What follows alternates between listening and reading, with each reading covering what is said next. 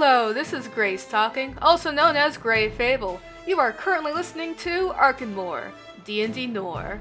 In this podcast, I run my friends through my Dungeons & Dragons 5th edition Noir theme setting called Arkenmore. Atop the bones of the monster continent of Arkenmore, once the exclusive realm of heroes and adventurers, a new society has been erected. Fueled by changing technology and powerful economics, the city of New Amphros stands as the crown jewel of the human empire. However, rampant corruption among government agents and organized crime syndicates have tarnished what might have otherwise been a golden era. We are currently in the Morgato arc.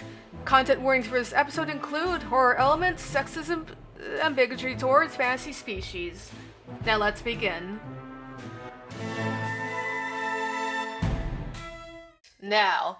Alright, we are so back. So, last session, the newly formed party spent their hard-earned prison credits to get a pass to the library, where they could discuss their plans for escape from Morgato.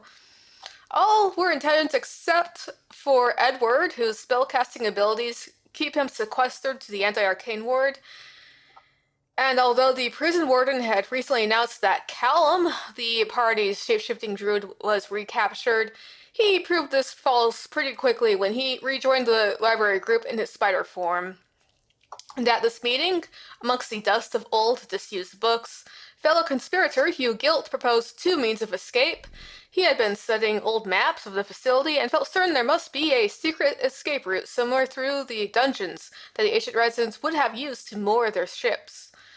With the Dwarven kingdom of Valhalla, because I remember the name of it this time, being known for its sailing vessels and engineering, he believes there could even still be a functioning boat that they could use for escape.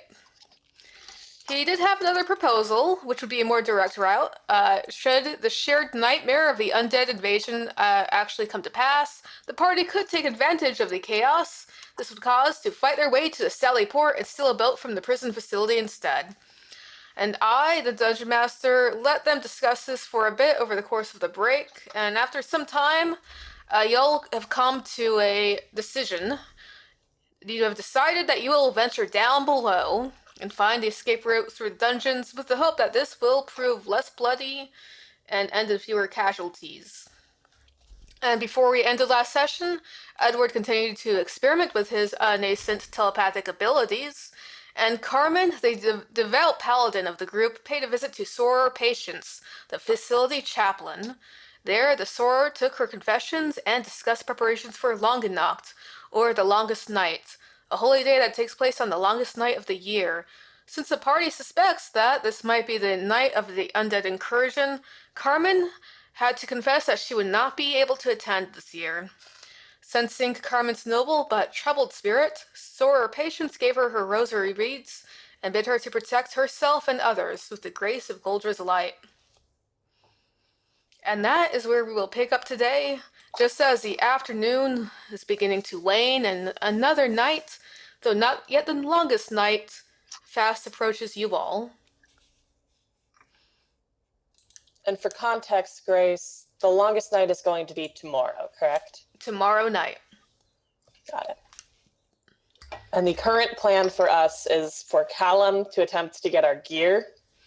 And then Indeed. We are going to attempt to garner whatever support we can when shit hits the fan. There was some talk of attempting to recruit others, yes. Hunt will listen to me if he knows what's good for him. And for his people. Because the children of Gozar carry wisdom that he does not. Hunt is definitely not going to listen to you, you disgusting non-human scum. Okay. Well. Honestly, I won't feel bad if the human supremacist group dies in a flame of glory to the undead horde. Discrimination is shallow and misguided. Callum. I wanted to ask, how long would you say that our conversation had been in the library? Probably about an hour or so.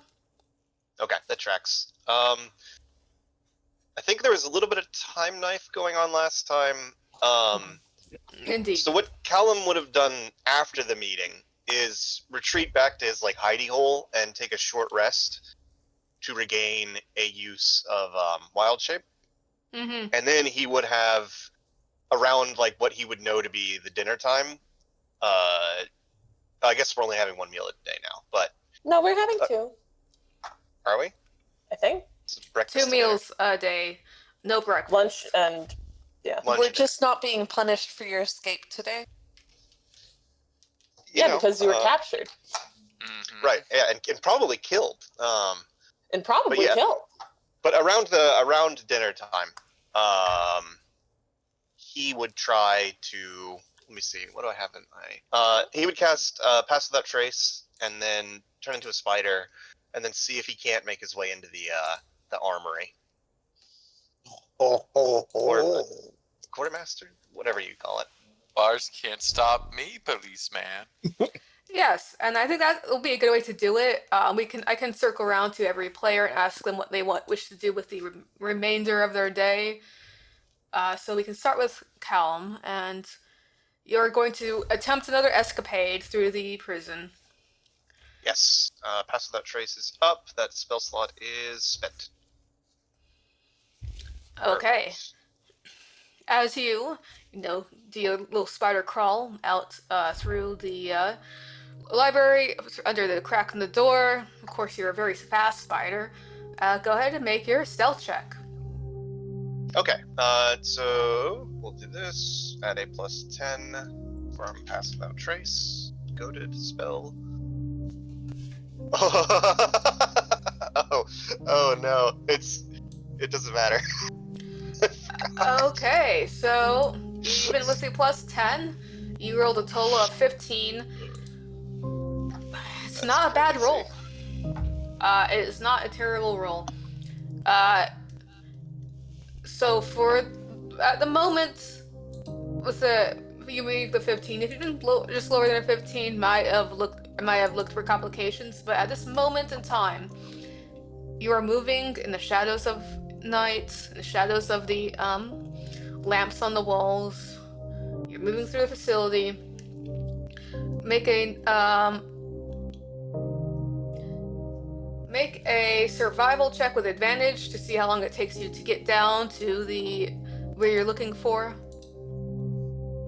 All right. The armory / quartermaster advantage. I rolled an 18 and a 7 with advantage. That's +5 for 23. Okay.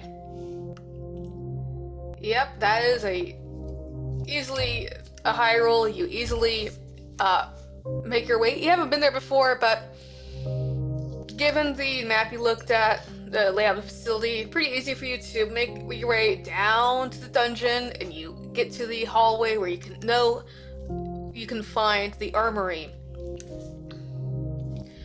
And notably, with your passive perception, once you've gotten down here, something interesting. There are far fewer guards here than you would expect. At least in this Interesting. general part of the facility. As you get down here, it feels fairly quiet. It is cold. It's cold for your small arachnoid body. It is damp. You don't even see another living thing aside from maybe some rats scurrying in the shadows until you get to the door to the armory. There are 2 armed guards. Most of the corrections officers do not carry firearms on them. These ones both have rifles. They are wearing their gear. They are looking around. Let me see what your passive insight is actually. Not Plus 13. 3, okay. Yeah. Yeah, not bad. We got whiz. Still got the wisdom. You're looking around.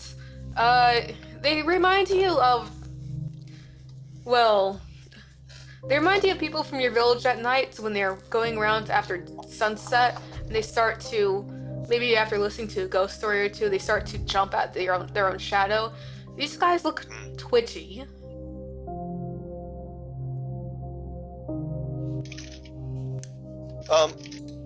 Two armed guards. Are they both human? Yes. They are human. There's light here. They have lamps on the walls. Got it. Okay. Let me see. Do I have anything that would be helpful in this situation? Volunteer. No.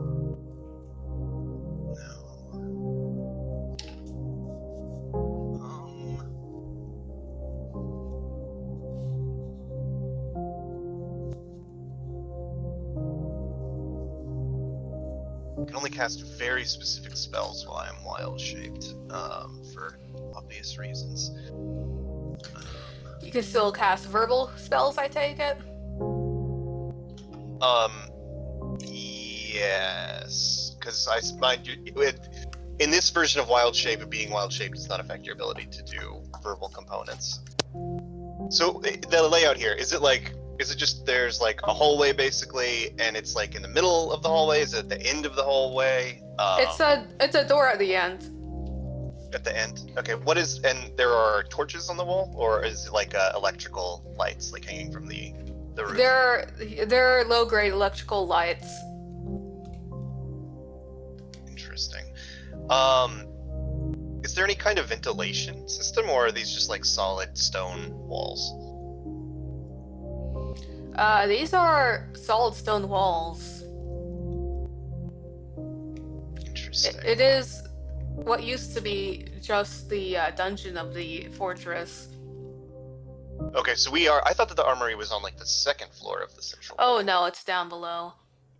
Oh, okay, interesting. I don't have that pulled up right now. That's fine. I don't think there's really all that much that I can do here. Well, actually, is there a like around the corner from the oh, I know what I'll do. So there's like, is it like luminescent lights, kind of like the long, like the tubes, like or are we talking just like a bulb hanging on a like from a wire from the ceiling? They're bulbs off of wires.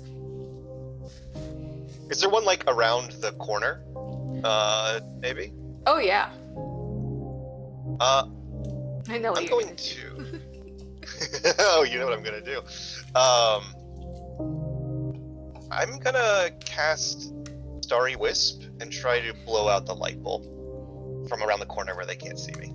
It's one of the spells I'm allowed to cast while I'm wild shaped. Okay. Do you mind dropping that spell description in the chat? Effectively, what it does is it does. Actually, do I want to do that? Hang on. Actually, can I just make an attack roll on the wire? I know it sounds weird, but spiders have they can do it's 2 damage of piercing damage. So actually, I just want to break a light bulb open. Yeah. You're going to bite it?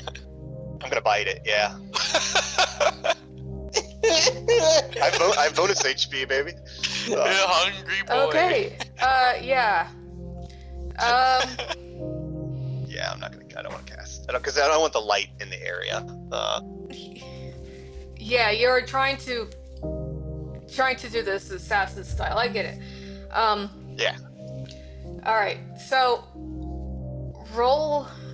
You can just sit there and gnaw on it. So I'm not gonna have you roll an attack roll for this. Really, I do want you to, as you're gnawing on this bulb, roll a dexterity saving throw. Okay.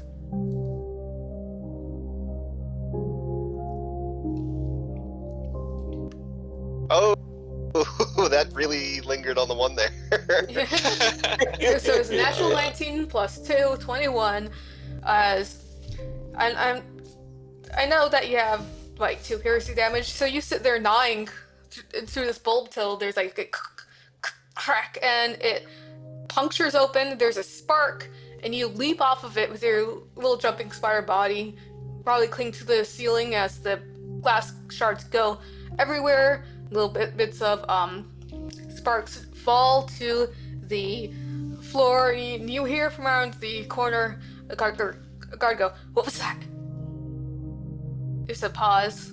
Like, oh, damn, lights out, but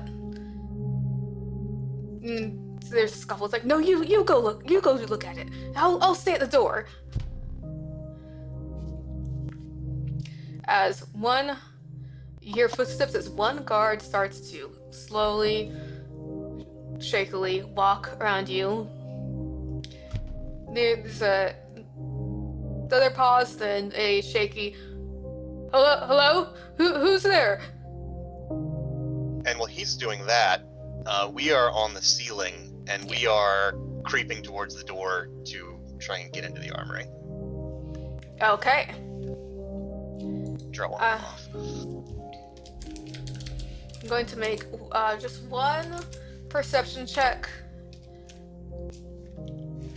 for these here guards. I'll give them just +2 proficiency. Okay. Lower than a 15. A total of 13. As this one guard, rifle swinging around, points it and his flashlight at at the broken bulb. He's like, huh. As you sneak around, the guy standing at the door is kind of similarly looking around. Like, hey Frank, you alright? As you go past the completely oblivious guard. And this door is going to be a little bit more difficult for you to squeeze through, but Sure. you do kind of, since this is a heavy iron door with big bolts and everything secured into the wall, as you start to, streaming your spider body through, probably around where the thing hooks, as you go in through there, you get into a dark room. What would you like to do? Alright, so spiders have dark vision, so the first thing I'm gonna do is kind of case the room. Kind of see what we're working with in terms of like, I would like a physical description of the room. Alright, you taste the room. It is pretty cramped. Perhaps even this was another cell at some point. Albeit, it's probably better, has better infrastructure against the elements than the other cells. It is full of, it's got a few crates, and it has racks of, you can taste the iron in the air here as your familial spider senses. There's racks of guns, and there's that strange electrical sweet taste of ethereal light is in here somewhere. That one's very heavy, kind of a scent / taste to you. You're just surrounded by, humanoid implements. Alright, did any of you tell Callum before what you wanted? You were very specifically told to get a gun. Well, that one's easy enough. Yeah. Maya wanted a gun. Carmen specified anything that could be usable. She was not picky, was not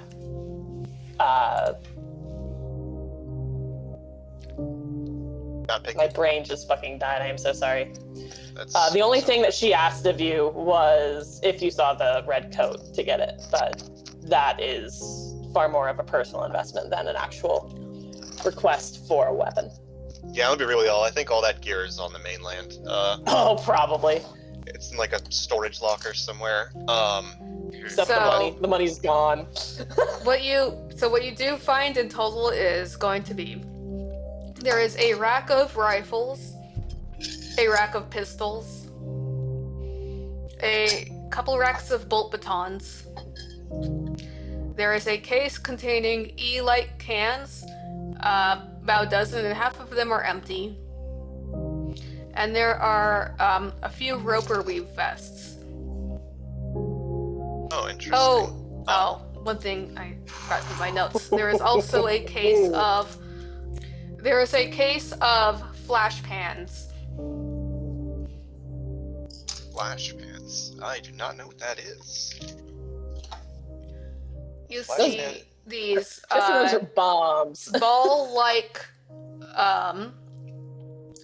metal balls that have a pin in them, but they're smoother than your typical grenade.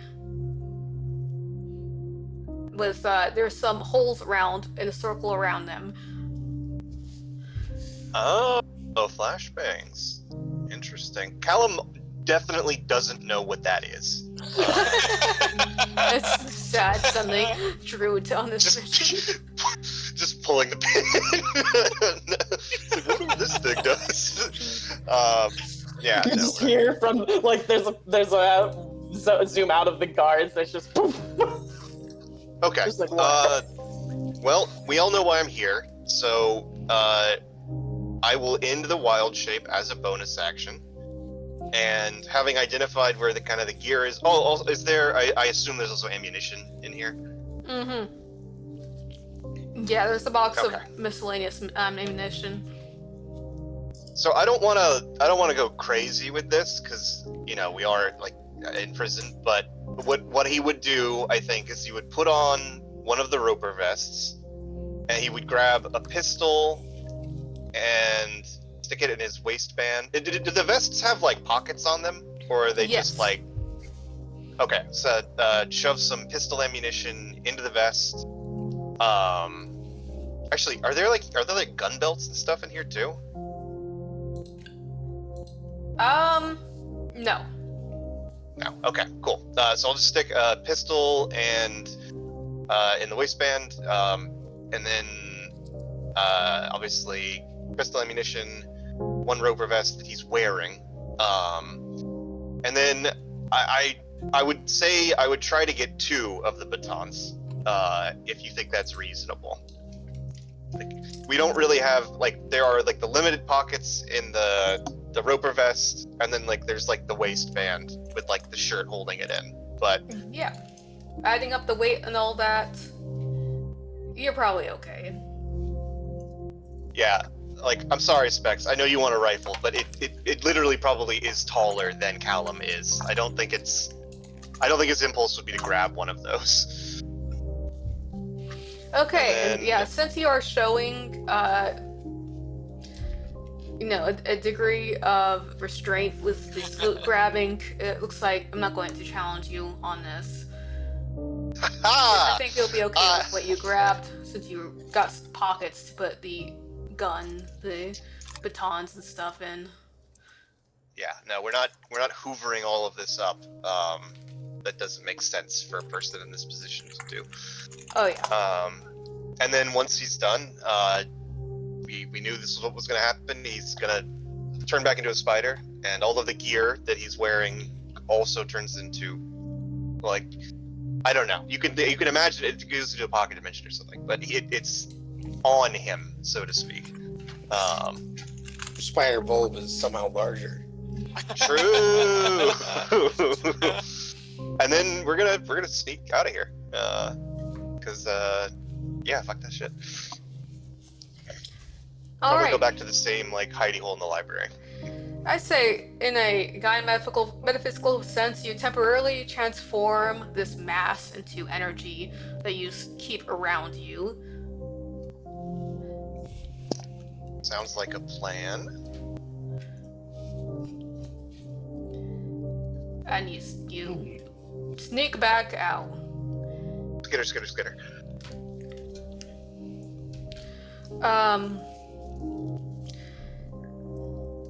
Granted, all that will take you some time to do since you're groping around in the dark and grabbing what you saw in your spider form.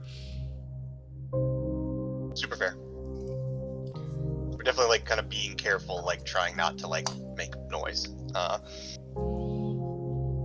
course, I am loath to keep making people reroll stealth rolls myself. So I'm not going to do that. But I will say, after a few minutes, just as you're leaving, the guards are going to come back looking into that storeroom. Sure. I figure that they're probably required to like do like a log at like the start and the end of their shifts, I would think. Oh yeah. And needless to say, someone's going to notice. That's super reasonable. I just stole a bunch of weapons from a prison armory. Generally, that doesn't inspire inaction on the part of the prison keepers, so to speak. Well, if they're gone, they're gone. What can The cost of doing business. you know? Really, it's fine when you consider the fact that we don't have food. Alright, so in total we got a roper vest, we got 2 batons, we got a pistol, some pistol ammo, and... Yes, I have it, or I put it in your sheet as well. Yeah. Alright. To be portioned out later. Okay. And then the question, I guess, will be when, where, how do you give those weapons away? To be determined. Alright, so that's gonna be Callum's evening. Who else would like to, has things they want to accomplish tonight, or the late afternoon period? Well, we do need to update Ed. Yeah. Who definitely has another use of that mind reading ability. And with dinner time comes another chance to fail at stealing a shiv. It's true. Look, if I have to, I'm gonna get around that corner and I will sleep with this lunch lady if I need to.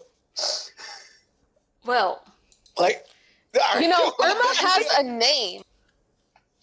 all right, look, the thing is like, all I can think about is like lunch lady land, but also the fact that Just like roll battle on yourself and remember that you have rerolls. no, what's hilarious is like Edward has it in his mind. It's like, oh, of course Maya can't get the things. Like she had a shift because I did this. So clearly I have to accomplish this. But yes, dinner will happen. Grace, I have a question for you. yeah, of course. During dinner, when we look around, is Creed there? I'm about to sneeze. Gulam Creed is not with the rest. Mm-hmm. Does it look as though any of them have taken up a leadership position in her absence? There is, go ahead and actually roll an insight check on the people who you know hang around her. Yeah, the typical cadre. Can I help with the insight check since it's something that we've been talking about quite a bit? Yeah, so you both can be gossiping at the table together.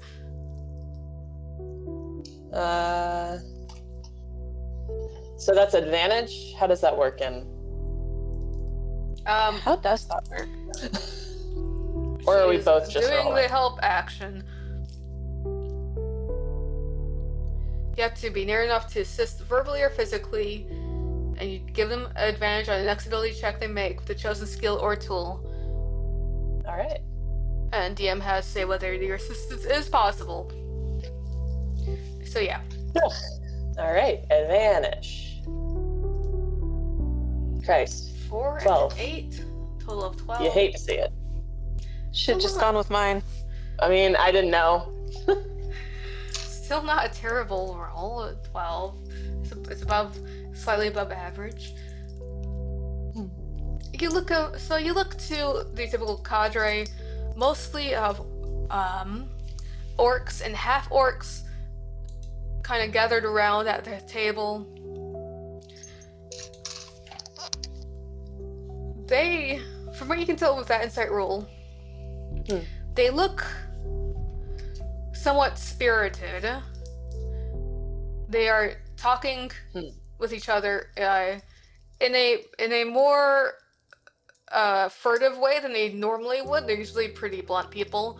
They seem to be putting their heads together, talking adamantly about something. But you can't tell if any one of them is exactly commanding the others. Carmen would kind of lean over to Maya and be like, yeah, so they're going to start something. Could be useful. Could be helpful. Could join them.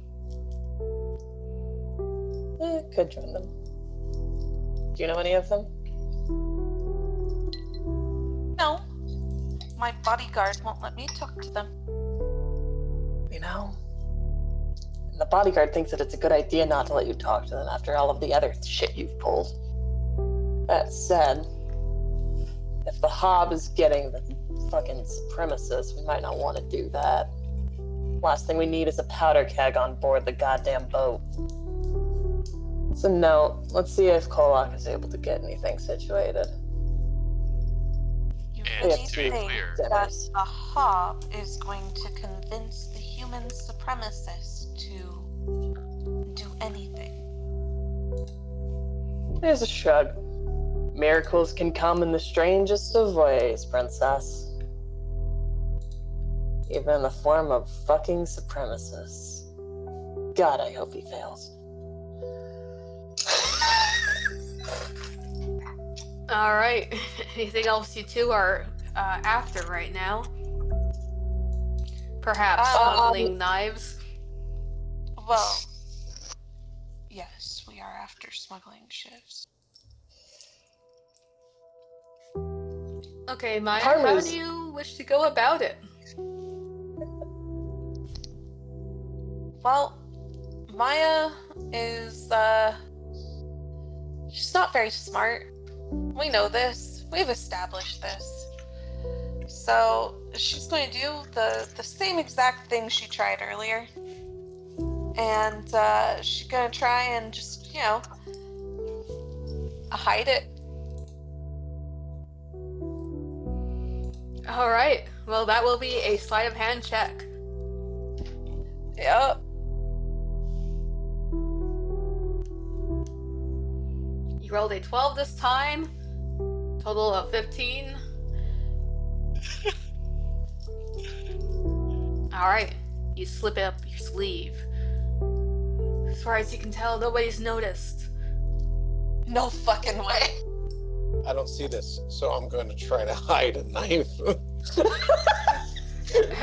knives! Sleight of hand check. God, all right. If you're trying to hide it, it's a sleight of hand. It's true. It's very true. All of it is true. God, the big stuff isn't happening now. You know what? I remember that I'm a human Homo superior. Yeah, congrats. I also have the nerfed lucky feat. Let me see. Homo superior gives me heroic inspiration. So you know what? I'm going to use my heroic inspiration. I get that once per long rest to give myself advantage on this. Jesus H. Christ. 7 and a 6, so your total is 11.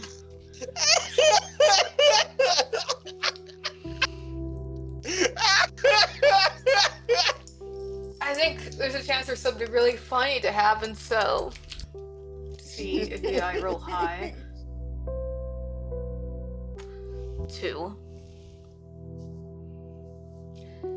Well, Edward, you go to slide the knife up your sleeve and someone grabs your forearm. You look over your shoulder and you see a corrections officer leering down at you. Hey, just what do you think you're doing? There is a pause before he rights himself. Well, I've created here an opportunity to talk. You've been awfully silent as of late. You've been following me for how long? Weeks? Months? I don't even think I know your name. Yet here you are, finally opening your mouth. I've broken the ice, and all it took. It's not an ice pick, but a measly butter knife. This person looks fairly flabbergasted as to what the hell is going on right now. It's still holding your forearm. It's like, what? What? Or what are you talking about? I mean, we've been around one another for a while. I recognize you. I don't know your name, unfortunately. You might not even know my name. You probably know my number. It's not a number I've personally taken to memory. It's just, we're all people here, right? You, me, the circumstances of why we're here is vastly different. I'll admit that, but at the end of the day, you and me, we're both human, we're both people. I just want to... Yep. Yeah, just keep talking. I'm making another roll. Yep, that's about me. Tell you what it's for later, but let me just check something real quick. About me? There we go. Okay. Interesting. Okay. Make a persuasion check. Let's see. I use that at this time. Let me check lucky real quick, because my my human superiority has been run dry here. I have 2 uses of lucky. I'll spend 1 point of my lucky to give myself advantage on this roll.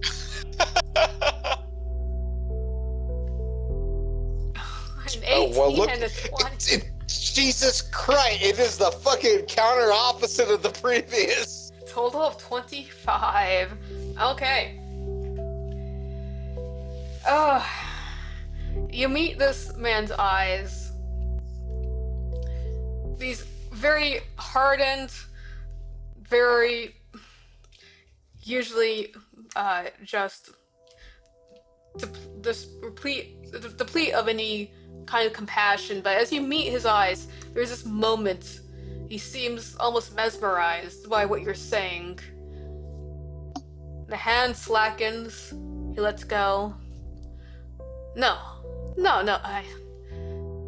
I know your name. It's Edward Carter. Of course I know your name. I've been watching you for months now. Of course I know your name. But yet I don't know yours. So I feel that I'm at a disadvantage here. But I suppose that's the point. You are the god and I am the lowly prisoner. And if that is a barrier that needs to be maintained, I will honor it. All the same, I don't want to get you in trouble, but I mean, all the same, it's just we are people here. And the friends, especially in my circumstance, as I'm locked away from the other section, I don't really have a lot of time to really connect with the people. But I've been with you for several weeks, months, in fact. That's right. And in all that time, I haven't seen you act out. See you always toe the line. You always, you can keep things on the straight and narrow. You're a very easy prisoner to watch. You make one mistake on the outside. It's not a mistake. I intend to replicate here on the inside. I'm a prisoner. I'm willing to do my time. But at the end of the day, I'm just a person. I'm no different than you. I'm no different than those on the outside. I have no desire to create trouble, least of all for you. Well, thank you for that, but tell me, Mr. Carter, what are you gonna do with that knife, then? Oh, nothing. It was just, again, to break the ice, to have you talk. I mean, you were quite content to just kind of shamble behind me like a golem. Now we're talking, we're communicating. Honestly, like, it's like he holds up the knife. Like, what am I going to do with this? Honestly, what am I going to do with this? Look at me. He gestures at his own build. What can I make a knife of a shiv? Can I craft this into a shiv? We have nothing in the tower. Nothing in where I'm held. I want to be able to do anything with this. He eyes you up and down as you say that. Perhaps lingering a bit longer than necessary. Well, true. But, gotta tell you, Mr. Carter, he glances around the, cafeteria, leans in. There's, pretty strict rules about, the relations between, well, the prison officers and, those we look after. It seems kind of short with you. That's just being professional. Yeah, and just because we can be professional and still exchange pleasantries, exchange words in part. I mean, it's been a silent exchange so far. I just thought, what's life like outside the island, how things have changed. Movies you're interested in. I mean, I have very, very few outlets. You understand? There's a new Ranger Rick flick out. I haven't had a chance to see it because I've been locked up here with the rest of you. You don't have better chance to leave than the prisoners do. You're stuck here, like the rest of us. That doesn't seem right. You should be able to enjoy your life, be able to live it. I don't see why you should be a prisoner to this island like me and the others who have earned our stay here. Not the truth. You still have movie nights. Did you know that? I didn't. Well, you know what? I'm glad you at least have some reprieve, some escape from this. What I can only imagine is a terrible position.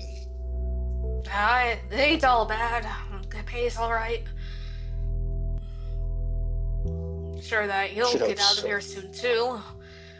Oh, well, that's the hope. And honestly, likewise, I hope you are able to get a better position than on this rock. I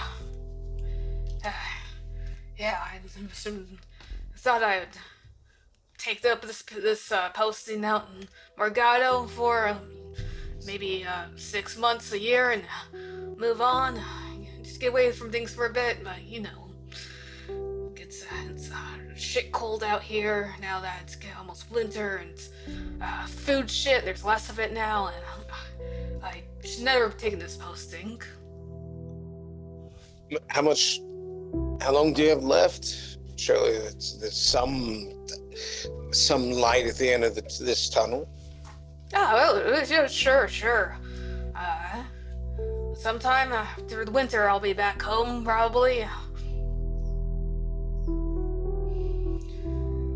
And you, like I said, you're just here for they call just a slap on the wrist. Maybe a few months if you're a good boy, and they'll send you back home. It's fine, as long as you don't go stealing knives or nothing. Hey, I ain't gonna tell anybody. I ain't telling anybody. Nothing about it. And I thank you for that. And I still haven't gotten your name. I mean, even if you want to keep it professional, we can go with just an officer. Your surname.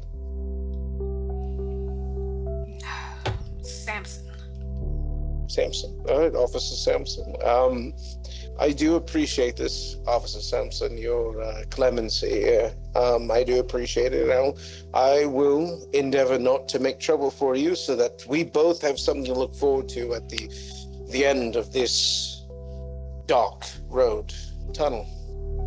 Yeah, well, maybe another year or so if I catch you in one of the uptown bars, clubs, who knows?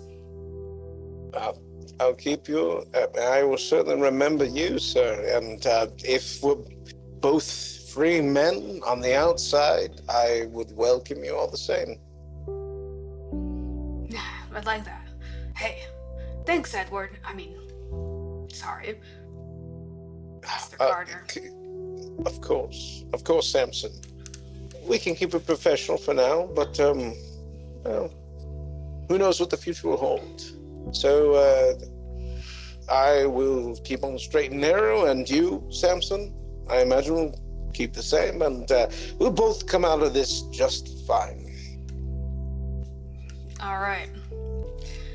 And so Edward has an unexpected heart-to-heart with the corrections officer on duty watching him.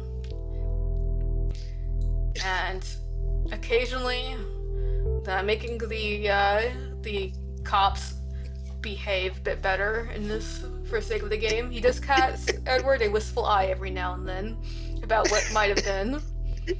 But you keep a professional distance. And he's so caught up in this conversation he forgets to ask you for the knife back. That's fine. Whatever. It's all good. We got caught up in the moment. And Edward doesn't pay any mind, can do that chit chat. It's like, all right, you know what? We're both definitely gonna make it out of this. Oh yeah, absolutely. I kind of don't want Samson to die now. Oh no, Trey. He's a cop, don't worry about it. My guy, we're already saving your grandpa. We cannot also save your cop-ass lover. Pick one, motherfucker. All right, if I have to pick one, we know the choice. You get two, including the lunch lady and your grandpa. Oh no, I have. God, I'm just too popular. It's a curse, really. Cheekbones, what the fuck? It's a curse, really.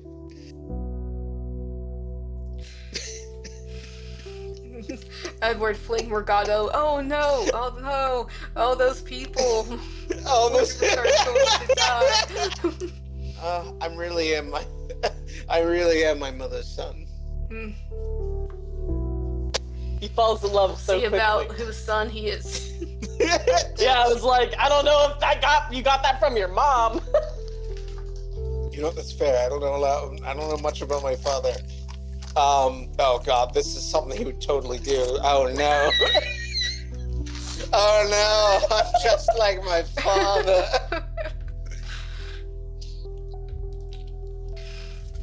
Well then, with one uncomfortable conversation out of the way, anything else you'd like to do tonight? No, I think I'm good. Okay. Sorry. I think part of our prison break plan is taking advantage of these gangs, right? If you want, I can. Do you want me to seduce Richard? No. I do not want you to. Also, his name is Randall. You need to remember the people who try to shiv you. So. Koloth has that one down. I'm pretty sure Randall will let me call him Richard.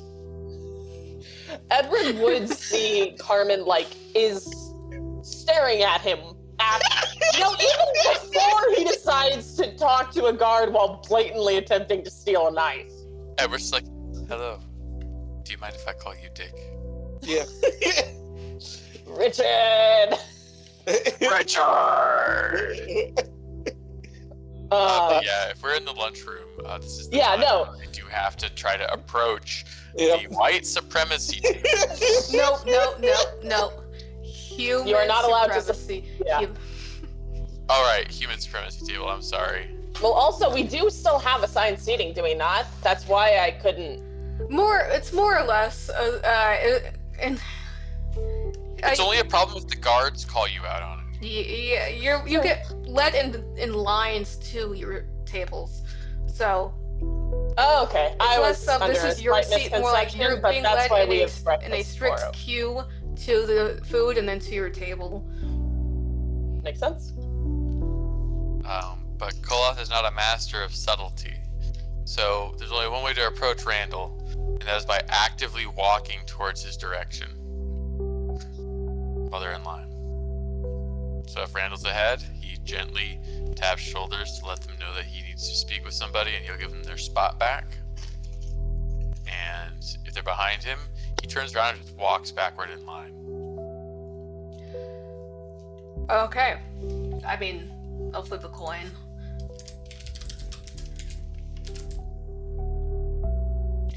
They're behind you. Great. He looks back, sees Randall, makes eye contact, does his best to intimate a relatively friendly smile, filled with big, sharp hobgoblin teeth, and then he steps sideways to get out of the line and starts walking directly towards him. And hopefully they make eye contact. Alright. I'll let you know. Falling out of line, holding up the line, will try to touch to you after a few moments. You have a few moments to talk before this happens. So you approach Randall Hunt as he's still kind of got an arm in a sling right now. He looks over, glances as you approach. You see his body stiffen. Someone expecting a confrontation. Koloth throws his hands up in a gesture of non-violence. He says, Randall, I come in peace. What do you want, Hob? Koloth sidles closely to him, as close as Randall will allow, with his hands like this, and then he brings them in, slowly. And without breaking eye contact, he says, I believe I have a way to escape this prison. He looks back up to the line. What the hell are you talking to me for, huh? Walk with me, and I'll tell you. I can't walk with you, you crazy Hob. He turns to the person in front of Randall and he says, I'm joining the line here. Do you object? It's one of Randall's guys. It's like, yeah, I object. And then he looks back to Randall and says, tell him to be quiet. Alright. How would you like... This is going to be a social role of some kind. I'll let you try to narrate how you're doing this to decide which role you're making. Alright, so he's being direct, but he's clearly meaning no harm. The attempt is being made to find the common ground. He says, we both serve to benefit, and your people being obstructions to that is not helping either of us. Alright, it sounds like a persuasion roll using charisma to me. Alright. Thankfully, we're almost charismatic. Alright. I am going to use a Battlemaster die to show Koloth's training.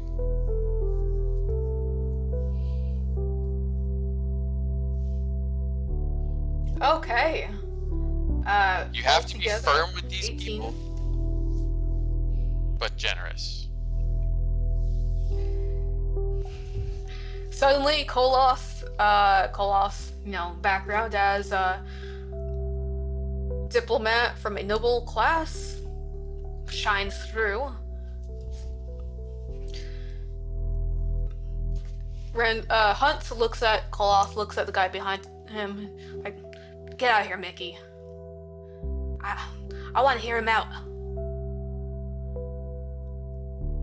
There is a look of confusion, frustration as his goon steps down.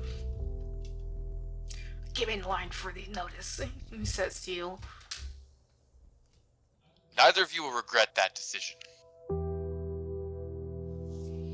Alright, spit it out. When I was in the pit, I became aware of a series of tunnels beneath the Citadel. A significant disruption, like the one we're having now, will allow us an opportunity to explore those tunnels and escape. What are you even talking about? A series of tunnels underneath the... No, not that. But you mean disruption, huh? Oh. A similar fight to last time. The guards won't question if you try to kill me again. It'll seem like operations as usual. During that time, you, myself, and your inner circle can slip out. What? You want us to fight you? So you can escape? So that we can escape. I'd prefer to leave uninjured, but a small stabbing might be sufficient to allay concerns of the guards. They won't know we're working together. That will help us escape. Why do you think I want to escape?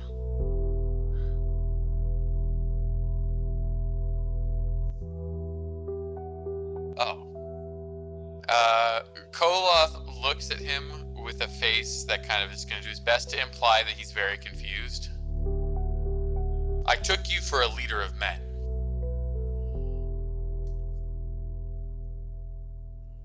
You must be suffering greatly underneath this imposed order. I'm lying. This is dishonest. That's a punk. We're talking to a punk. Yeah. Alright, well, since you are doing downright deception, actually, right now, I don't really want you to make a roll right now. Because it's not even his focus. That's not his focus right now. It's like, sure, this hob thinks I'm a leader of men. What, you crazy or something? Yeah. Try to escape out of here, we're all gonna drown. Got no boats? That is not the case. There are dwarven boats below. I saw the library book today that detailed some of their creations. They would easily last long enough for us to be able to escape. You don't have to trust me. I understand that our relations are frayed. But Hugh Guilt has pointed this path out to me, and so I, in turn, pointed to you. Guilt. Of course it's his idea. Pencil neck. Mentioned to humans that he'd like it.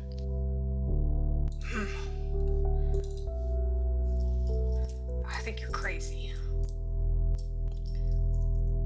If you want to... Well, actually, go ahead and roll persuasion. I want to see what effect this is going to have on him. This may be a surprise to you, but Koloth's commanding presence is probably going to do the heavy lifting here. I'm going to warn you that what you're attempting to convince is very implausible. Entirely implausible. But I still want to see how convincing you are of your plan. Nat 20? Okay. Okay, so... You might have rolled a 26 total. Okay. So, sometimes the dice just decide... implausible things happen. Alright. This is an insane moment. The man's mortal enemy has come and promised him his own freedom. And Yes. they're looking at each other's eyes, and they don't break.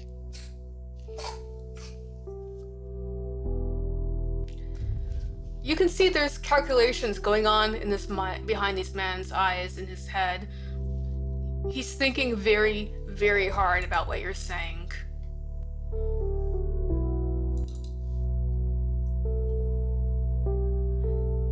How many men do you think you can get out of here?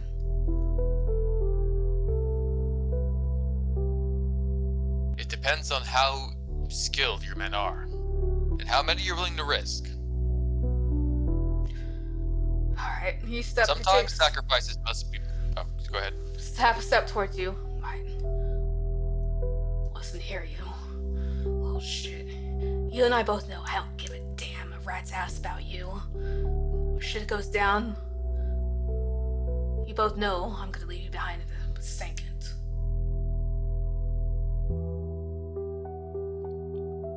I've been to the pit more than you, and I know the way. Yes. We need each other. You and that pencil neck think there's really a way out through there, and We know there's a way out. They have it boarded.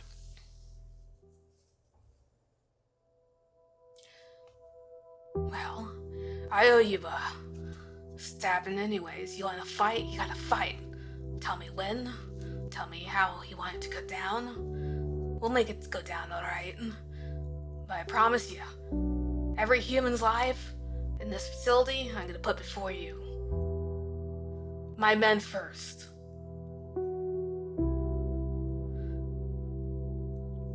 We'll get who we can out tomorrow at the meal they allow us to have.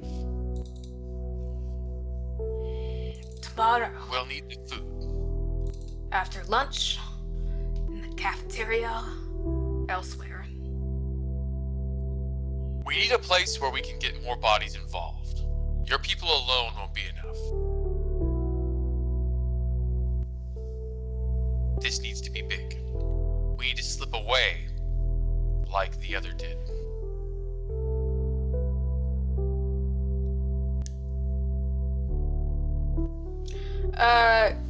Koloth, I want you to roll an insight on this man.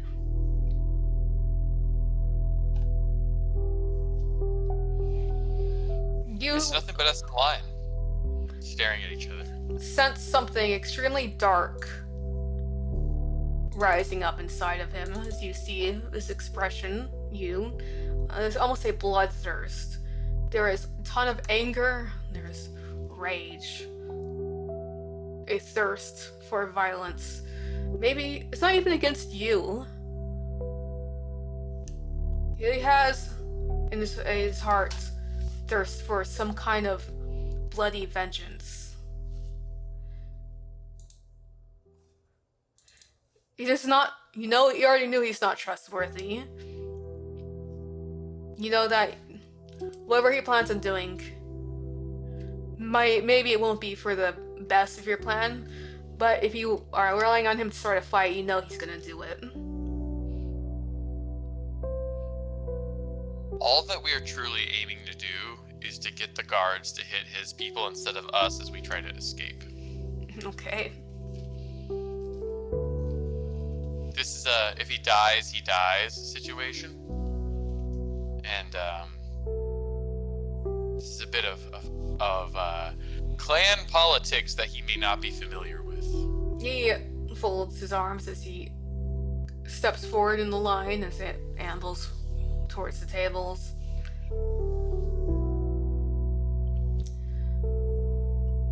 Alright. Give me the signal. I'll get my men ready. And you got yourself a deal. Koloth does this with his arm. Don't touch me. That's the signal. Got it.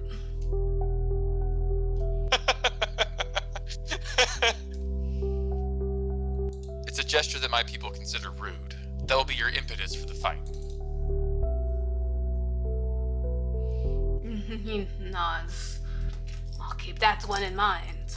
The guards are likely watching. You should shove me now. No, with pleasure. He does like a full elbow into your back, shove.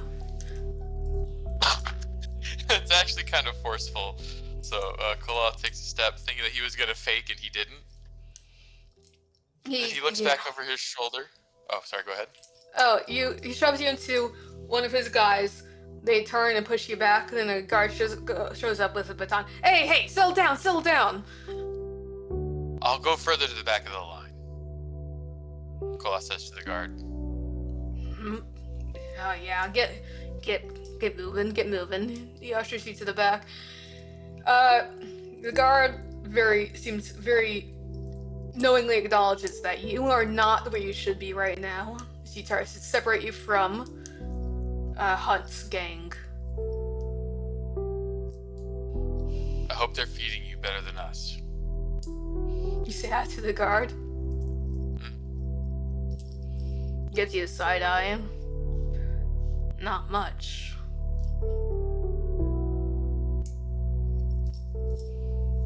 He drops you off and continues. Right. We don't have anybody else that I think we could use to mobilize people so far, because Grusha is still in the pit. Not Grusha. Yeah, Grusha Creed's right. That's her name. Gulum, but yes. Gurum Creed. Oh, Gulum Creed. Sorry. I don't know why I have a plan. It just might take a minute. But we do have a fixed distraction now. That's Koloth's big goal for today, just addressed. That said, Carmen would still be staring at Ed. All right, you're staring at Ed, and you know what, Ed? You exchange glances, and you feel that familiar crawl into your skull. There's a shift in her shoulders as it crawls from the base of her neck upward. Before he would hear a thought, the others know what you can do, including Callum. Good. Right. If he makes himself known and present, I will attempt to. This, all the same, is there anything you need to know of me, or anything you need to tell me? We have a plan. Getting out of here. Okay. I would certainly like to be updated on that front. Well, first and foremost, your cellmate refuses to leave without you. So, rest assured, you are coming with us. I knew Callum would not leave without me, and likewise I would not leave without him. He is a good man. The best man that I personally know. I don't want to make any judgments on people I have not personally encountered or dealt with, but yeah, he's a good man. If anyone deserves to get out of this hellhole, this rock, it's him. There's a mixture of less incredulousness and actually more amusement before thoughts would coalesce. You know, he said roughly the same about you.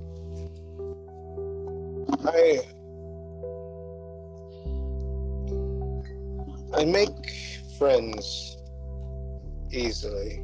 Is that what you call it? Yes. Everyone I meet, everyone I talk to, everyone I interact with, engage with, it's all genuine. Genuine. And I want to emphasize this with you, yes, it's genuine. The connections I make are genuine. I heard you talk. I saw you talking with the jailer. Was that genuine? It was. It's all genuine. We're all people. We all have our circumstances. They cage you. Because they are paid to do so. We all are brought here on this rock. Circumstances may vary, but we are all prisoners the same. And when everything goes awry, when chaos claims this place, well, the playing field is leveled and we're all on the same side at the end of the day. They will try to keep us here. Some will, because they do not know better. You Not think all of yours them. won't? Not Samson, no. I think Samson will see some reason, but if you want me to answer, or shall I answer, or say I don't think Samson will, because we had a connection. I broke the barrier between God and prisoner. It stopped being God and prisoner, became Carter and Samson. That human connection, you can't underestimate it. You really can't. It's easier to deal with people when they see you as an equal, they see you as another person.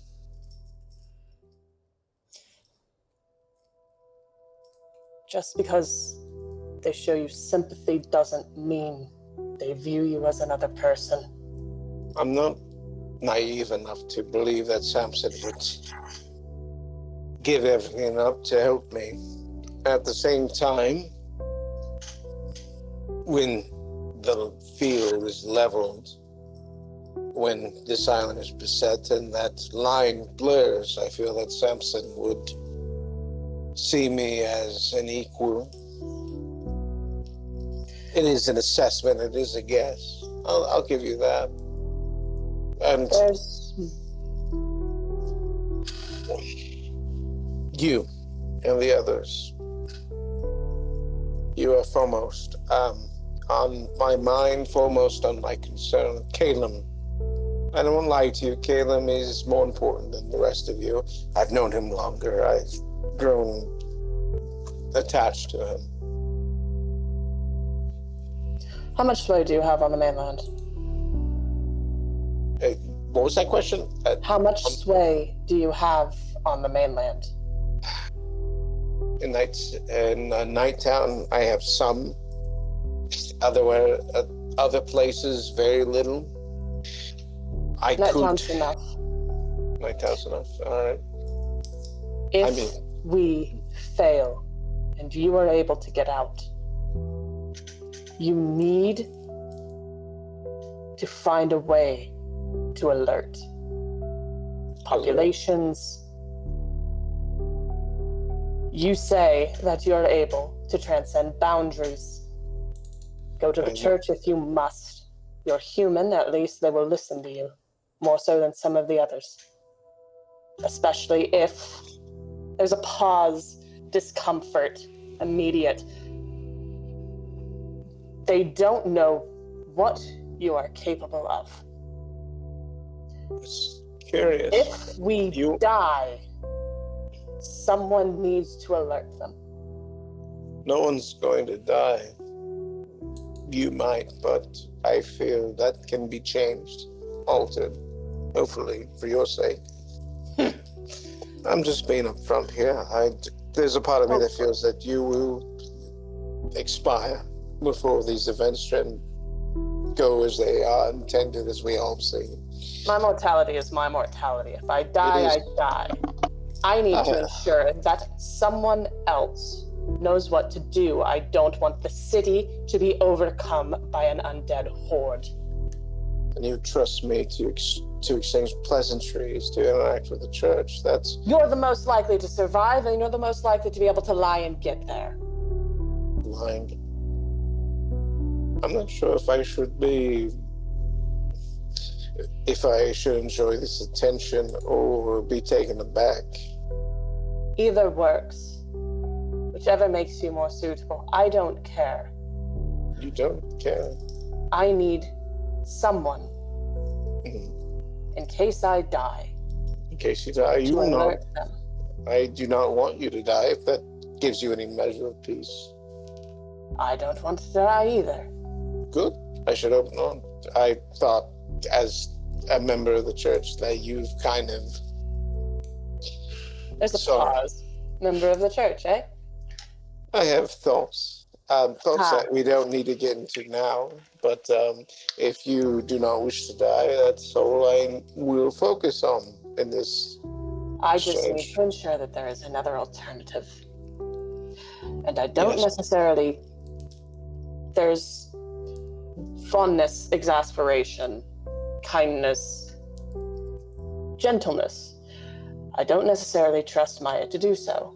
And I don't trust for her words to be heeded, at least in Docktown, given...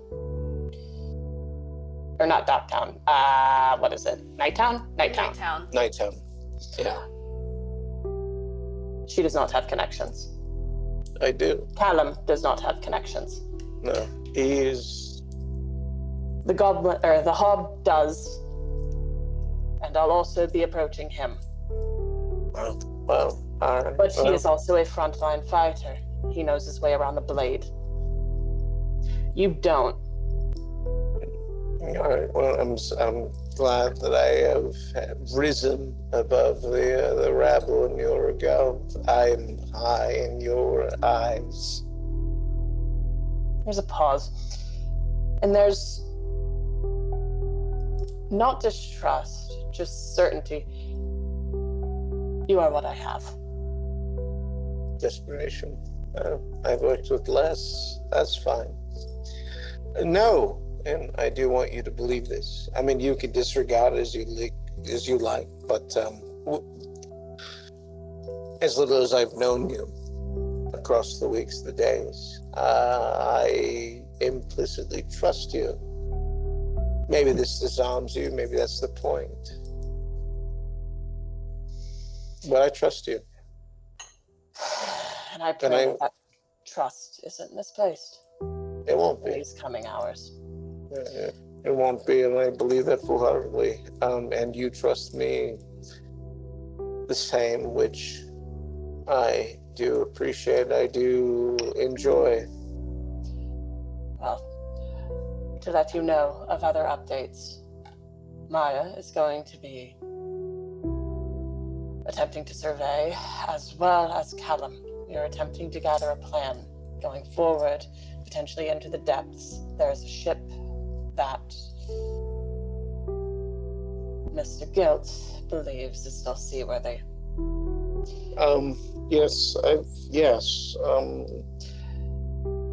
We plan to take it. We will also plan to take you, because that is the only way to get Callum out. And he is the one who is currently providing us weapons. I will alert you, or you could enter the minds of our other companions tomorrow morning. Oh, no. Because I've clocked each and every one of them. I know those who are present. Those within a certain range, anyway. I think I would meet with them, if that is okay with you. I would prefer it. Oh, good. I'm glad I have your permission. That It's is not permission, it's just preference.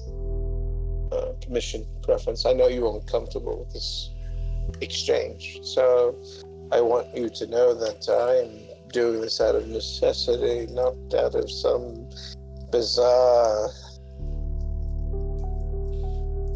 want to dig into the minds of others. There's a pause before something just a step south of acceptance would settle. It's not entire, but it's enough before she would nod and would go quiet. And her thoughts would decidedly... She's almost attempting to keep her head empty. Now that she's given you the information that she wants to give you. I'll win you over yet. There's slight disapproval in that. I'll give it time. I've worked with less. Olaf, you feel a niggling presence, a hand on the back of your mind, and a voice. Koloth, I presume. He looks around rapidly to see with the best of his senses if he see someone next to him talking. You don't see anyone next to you, but what's your passive perception? Not as high as you would like. Well, Koloth is all the same. I think 11. I think even with 11, you would see Edward just staring blankly at you because he does not know his abilities quite yet. He's like staring hard at you. He looks your way with like a really hard brow and like raises his right eyebrow your way, and then he mouths, "Are you shouting?" Not verbally, but mentally. We are exchanging gazes. You don't see my mouth move, but you hear my words all the same. This is a mental connection, which I've been led to believe that you have been made aware of ahead of time. I am Right. I am Edward, and you are Koloth, the hobgoblin. I've been made aware of you tangentially from Carmen. So Carmen was right then. He thinks as loudly as he can. I'm not sure if you can think loudly, but he tries to broadcast that. But now he's like matching your face, staring at you. And it's a lot. He's got like a giant mane of hair that he's doing his best to keep contained. Good. It's great to speak with you. I'm not sure what you know of the plan, but I have secured the Randall Hunt and his men for a distraction tomorrow at lunch. They will try to kill me, and we will escape at that time. You've made an accord with the human supremacists. That is surprising. But surprising, but I guess not unexpected. I've heard tell of your capabilities both on the field and outside it. Their leader is weak, which makes them easier to manipulate. That's true. I will not deny that. All right. So this Randall Hunt and his gang will provide us a distraction tomorrow. Is that correct? Callum escaped during the last riot. I see no reason why we can't repeat the trick. In the cafeteria, there will be more bodies around, which means harder lines of sight. Okay. Is there anything you wish me to relate with the others, as I am able to do the same trick freely, without limitation to the others, and the guards, the prison will be unaware? This power must be why you were included in the dream. Please update them on the plan if you are able. I will do so. Are there specific figures in this group that I should take precedence in this update? We're currently separated into several groups, but my understanding is that Callum is aware of Maya and Carmen's cell. If you contact one of them, you should only need to tell one. Take this into consideration. And it is unfortunate this is our first exchange, Koloth, as I have heard much about you, but, your abilities and your forthrightness speak for themselves, I suppose. Your abilities do you credit. I've never seen a power that can occur near the gas. There is another power, perhaps greater than mine, that persists. I'm not sure if you're aware, but his goes beyond my own capabilities. Carmen told us of another prisoner, but I think that's beyond our current goals. It is. We have our own objectives, our own wants. But is there a time limit to this? He interrupts you immediately as the thought occurs to him. Because it seems like we're starting to idle, and he's immediately back goal focused. There's no. The only time limit is on our want to escape. I'm not sure what this prisoner aims to do or what they are fully capable of, but it is something that we should be aware of, that there is another whose abilities can ignore the null gas. Are you aware of the plan to escape through the pit? I have been made aware, yes. Are you aware of the ghost that we spoke to in the pit? I have been made aware of this, yes. Are you aware of the devourers that they referenced? I am tangentially aware of the devourers referenced, and I believe we both saw them in action when they deleted Common. Good. It is my sincere hope that in following the guidance of the Builder's ancestors, we'll be able to stop this disaster before it occurs and escape at the same time. Sure.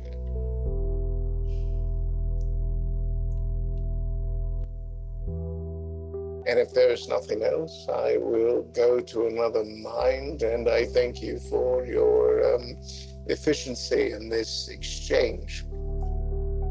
It's nice meeting you, Edward. I hope that we get a better opportunity to speak in the future. Likewise. And then they break off, and I guess he devours whatever meal's in front of him as rapidly as possible.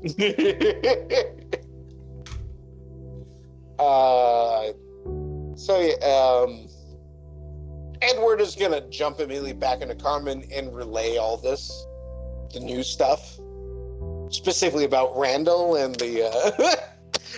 It's like, oh yeah, there's a distraction tomorrow, by the way. Blink. Do with that as you will. There's an immediate. God, you Vulture's fucking tits. And there's a pause as she thinks that. And then warned. just an immediate. All right. Which period is he planning to do that for? Dinner? Lunch? Please. What point in time, Koloth, are you wanting to do this? Oh, we discussed lunch.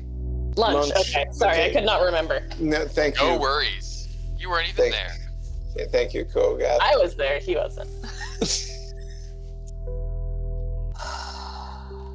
If Creed is in the infirmary, I need to get to the infirmary.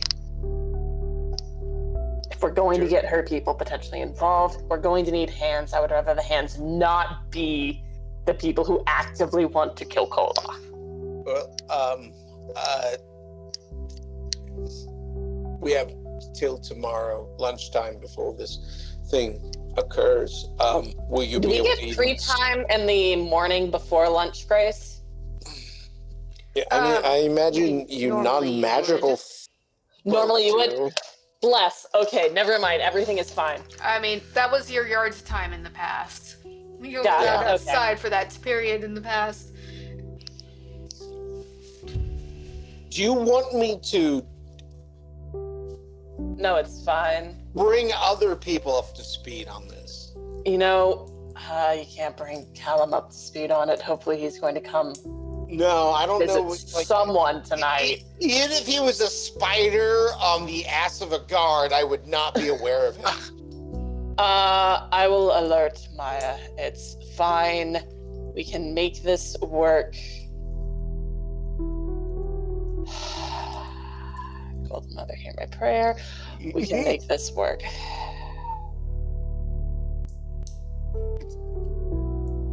If you want to alert Maya, you can. She might take it better from you than she does from me. Oh, hi, Specs.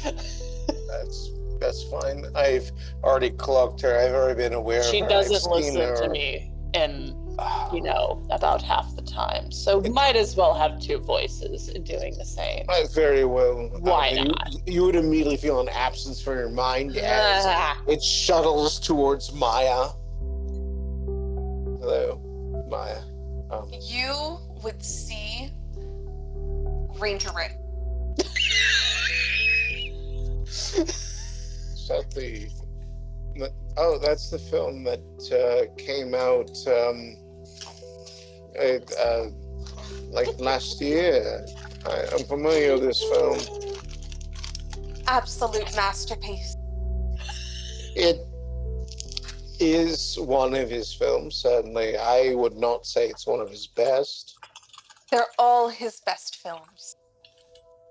Oh. You're a Ricky.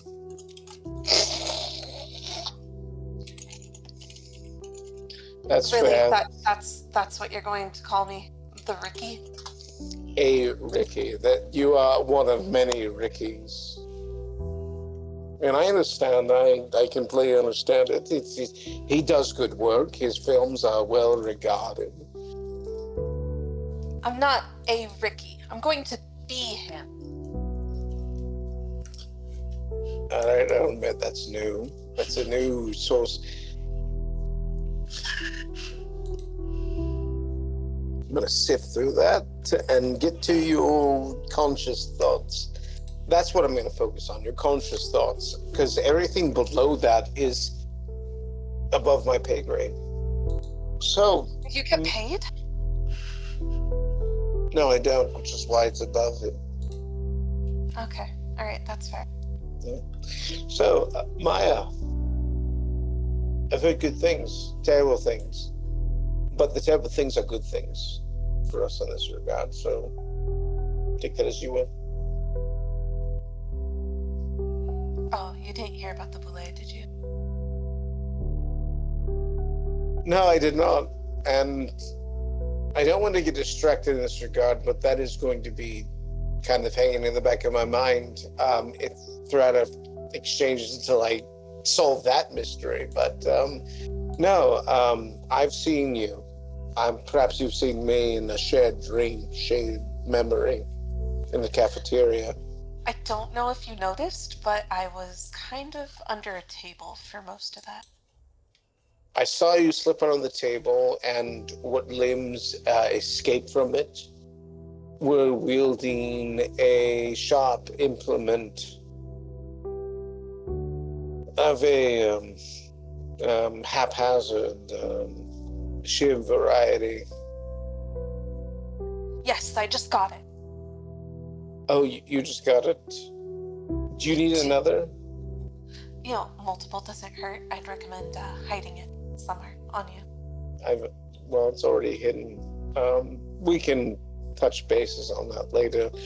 But as it stands, I just wanted to keep you abreast of the situation. Updates on tomorrow. There's going to be a distraction between Koloth and the Randall and his human supremacist organization. Oh, his plan worked? I did not think it would. Well, it did, evidently, as told by Koloth himself. Whether or not this is a trick, can't say. Because I certainly do not want to enter Randall's head. Understandable. Yes. I would not want to enter his head either. Yes. So yes, I'm just keeping you abreast of the situation, let you know as everything is changed and updated and what have you. If there's anything you want me to tell the others on the, as it were, the down low, I can certainly do that by virtue of my capabilities. No sense in making you play gopher. They'll figure it all out eventually.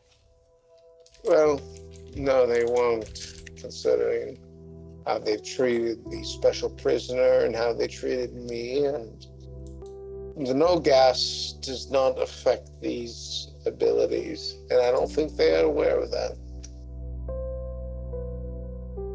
That's good for us then. Yes and no, but yes. What do you intend to do with the special prisoner?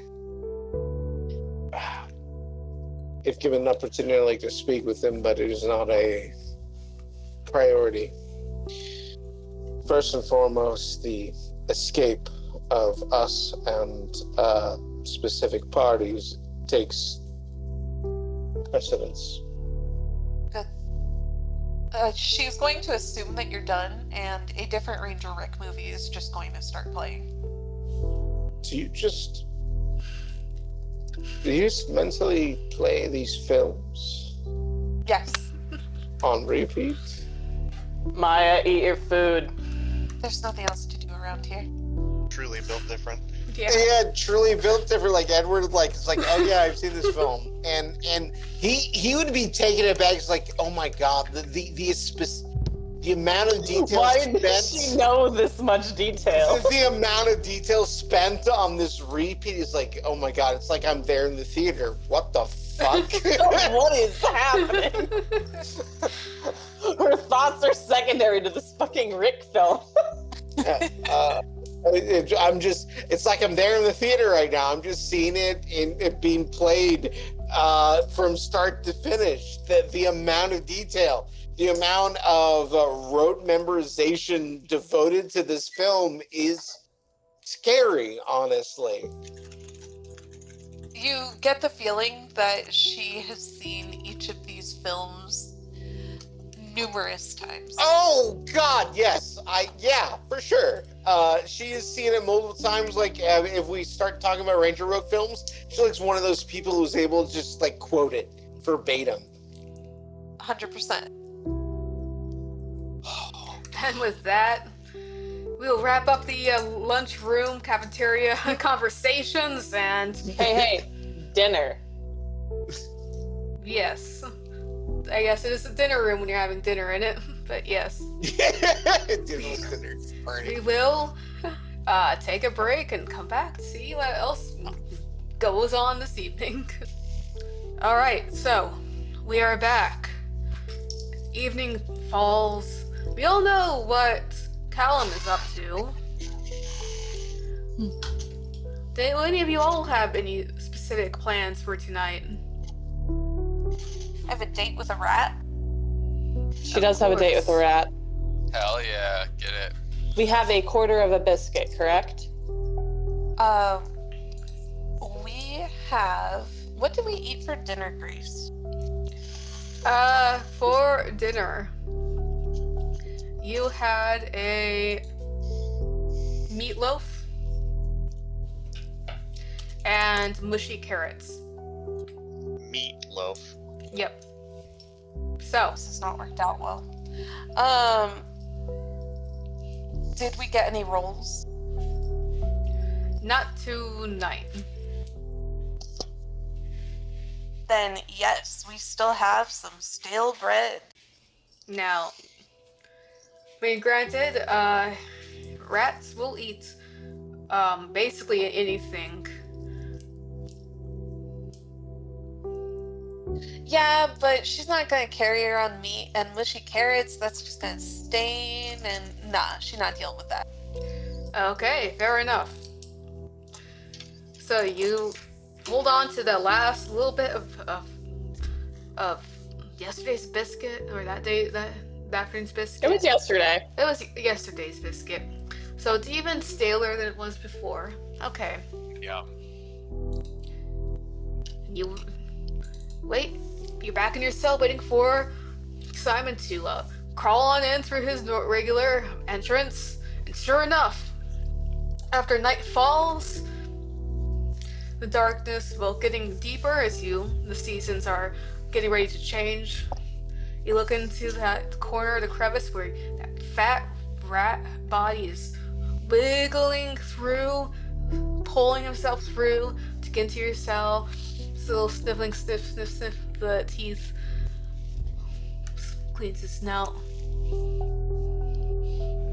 Stands on his hind legs to look for the food you're offering.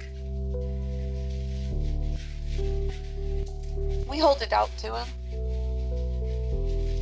He kind of grabs it with his little claws, gnaws on it, then looks at you with his big beady eyes.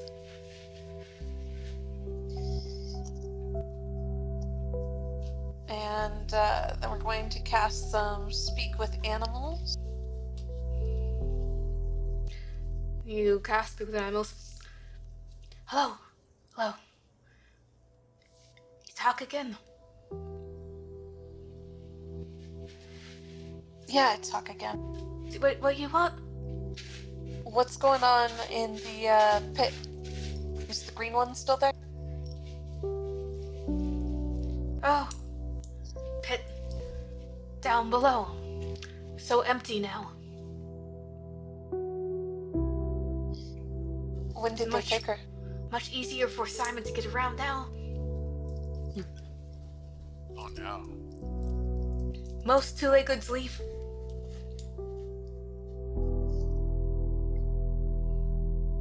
There's no two legs down there at all? Still some. Still some. I heard a scream when we were leaving. Do you know what that was about? Scream. Yes. Two-legged scream. More blood. I go back. Wonderful.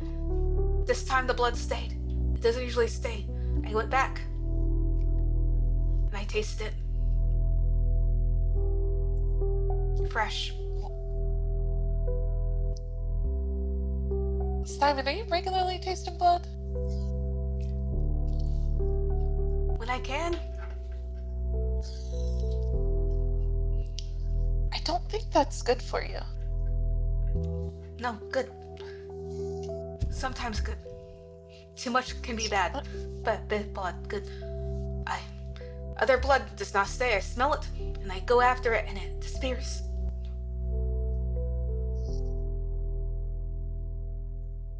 Oh, just be careful, all right, Simon? Yes, Simon always No. careful not to get caught. But easy now. There are far fewer two-legged down there. Can you scout tonight? Down below, tell us, if there's a way to the ships? You want me to go back? Down where there's wind and water. Yes. Simon cannot go there. It's blocked. Okay. Then, do you know where the library is? With all the papers, it smells bad. Smell bad? Where paper's at? Yeah. Oh. Oh, yes. Smell good there. You and I have very different opinions of what smells good. Simon, if you go there, in the dustiest, well, no, it wasn't too dusty. There's a table strewn with books.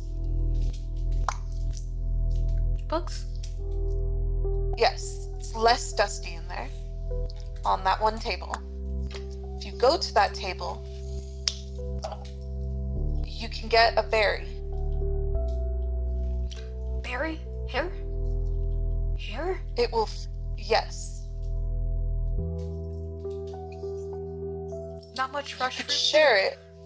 You could share it with the rest of your litter, and it will keep you nourished for quite some time. Fresh fruit? Where Fresh fruit. the old wood is at? Yes. So hard to find fresh fruit. If you see any spiders up there, do not eat them. Oh, No. will not eat. If fresh fruit, Simon will not eat. Fresh fruit better. Spider, not good food.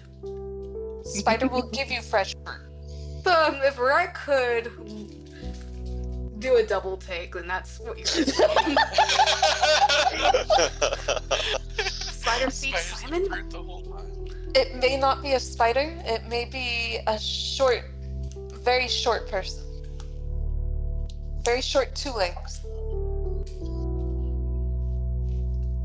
Scare slowly moving in the rat brain. Simon, you want Simon to go up? Old wood at. Yes. Just find in dusty place, but not too dusty. fresh fruit. And Be small fed. two-leg. By small 2-leg and 8-leg. Might be 8-leg, might be 2-leg. It's the same. Simon, have I ever led you wrong? I'm not going to lead you wrong now. I promise. Okay. Simon, go now? Carmen, Mm. you got anything you want to ask Simon? Where's he going tomorrow? Oh, good point. Simon, can you Yes. come back in the morning? In morning, when light come? Yes, come here. Might want to tell him to bring his family.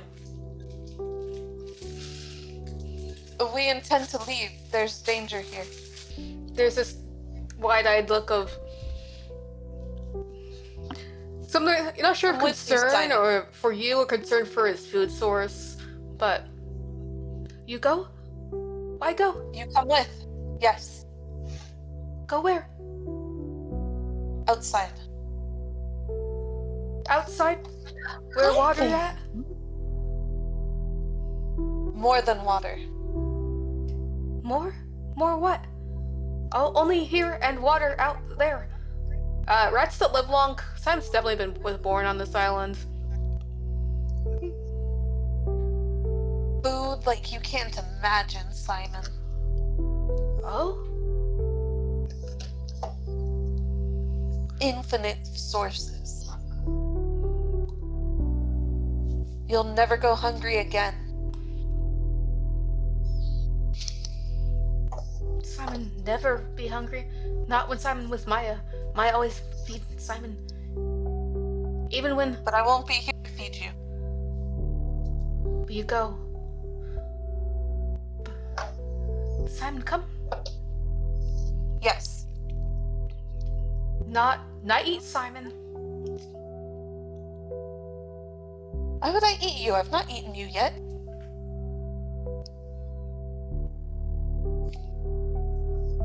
Simon, Would go have with eaten you Maya. last night if I wanted to eat you. Yes, you go with me. And Simon get food. All the food. All the food. Alright. Maya, I'd like you to make a very important animal handling check with advantage. You've been building this relationship with Simon, and yeah, this check determines if he will become a permanent animal companion to you. We got a rat. Year-old, And he's the cutest. advantage 17 plus animal handling, get 21. That will do it. Nice. Love to see it. Yes, Simon come. When Simon come back with Maya. When light comes? Yes. When light comes. Yes. But now, Simon, go to where Old Wood at to eat fruit. Yes. Okay, Simon, go. Hey, Maya. You think Creed's in the infirmary? I mean, possibly. We could have had Simon check. It's too late now, though. You know, I'm pretty sure he doesn't know where the infirmary is. And good luck explaining it to him. The room that smells like sickened blood. There are multiple places that smell like sick and blood. Yeah, but this one's different. True. As the night passes, is there anything else that you all like to accomplish before you turn in for the night? I would like to sharpen my shiv.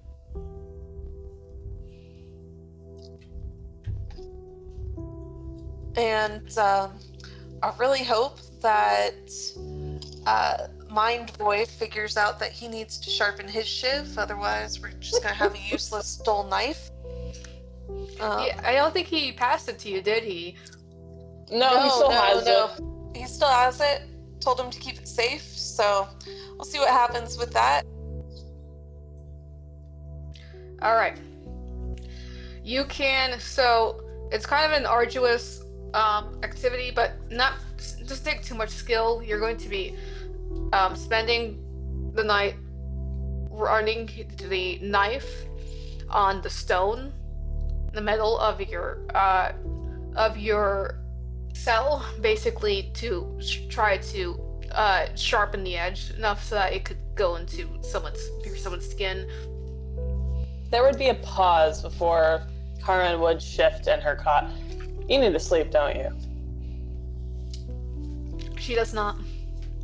No. She still has a level of exhaustion, though, doesn't she? Yes. Ironic. She has to long rest, not sleep. Would she still be able to do this and long rest? This is it is not a light enough activity to be considered part of her long rest. She has to get the 6 hours outside of sharpening her shiv. Hand it over.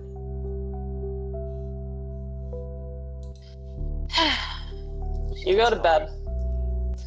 I'm sorry, I don't want you to be exhausted when we're fighting a fucking zombie horde.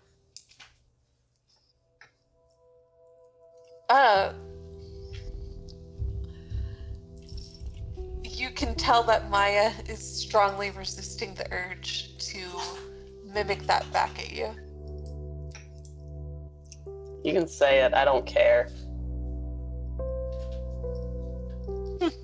Give me the knife. She hands it to you. Go to bed.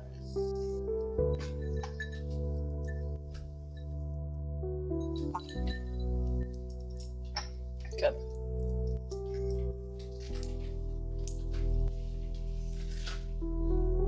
And that way, I think Maya will be at 0, but she won't be at 2. And Carmen will be at 1 level of exhaustion. I don't think you have to roll for exhaustion just for losing sleep. You just lose the long rest benefits, I believe. Okay. That's fine for me. I haven't done anything today. Hilariously. Double check. Yeah, no, Except completely. Leon hands me in the morning. Yeah, that was, I meant 10 out of 15 for that, but everything else is full up. I am happy to do it so that Maya can at least long rest and regain the level of exhaustion for this. When Maya wakes up, there would be a surprisingly expertly sharpened shiv by her bedside.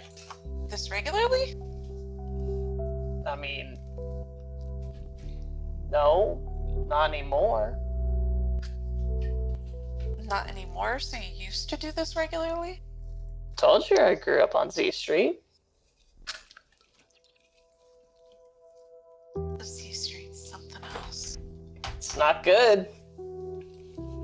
It's a good enough place to hide, though. Probably end up going for it, depending. Do you have... There's a pause. Do you have anyone on the outside? I have my mother on the outside. Do you have anyone you can trust on the outside? You don't want to meet my mother? You know, judging by what you've told me of her, no, I don't want to meet your mother. You know, she kind of set me up for all this. All right, take your knife. Up and at him. Get used to it. We're probably gonna need it. All right? She takes the knife in her hands and kind of rotates it over and over again as she takes a short rest. Right. Infirmary. Arcane ward. Down below. That's how this is gonna have to go. Let's hope I can get the infirmary out of the way before Hobbs starts doing his plan.